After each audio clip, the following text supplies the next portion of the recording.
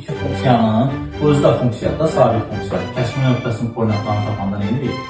Bir-birinə bərabər. Yəni fx-dan bunun kəsmə nöqtəsini tapmaq üçün bunu -1-ə bərabər edirsən.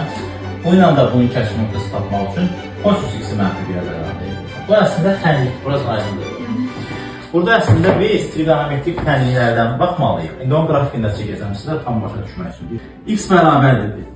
Tax ki, qrafiki bilmirik də, düzdürmü? Ən bəsit şəklindən baxaq. Biz onsuz da o kəsmə nöqtələr, yəni A və B-lər arasındakı məsafəni tapmaq istəyirik, düzdürmü?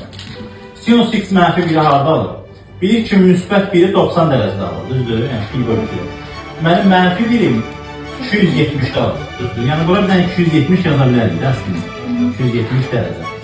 Kosinus x bərabərdir -1 tənliyini həll eləsək, buradan x bərabərdir. Kosinus -1-i harada alır? Kosinus mənim müsbət 1-i 0-da alır və ya 360-da. -1-i 180 dərəcədə alır. Yəni x bərabərdir 180 dərəcə. Düzdür? Yəni biri 200, A nöqtəsi 270 dərəcədir, B nöqtəsi də 180 dərəcədir. O nöqtədə kəsirlərdə. İndi bizdən bu AB məsafəsini soruşur. A ilə B arasındakı məsafə. A məsafəsi 270 dərəcədədir, B nöqtəsi 180 dərəcədədir. Normalda 270-dən 180 çıxırıq, cavab 90 dərəcə, yəni pi bölü 2. İndi bunu mən sizə qrafik olaraq izah edəsəm.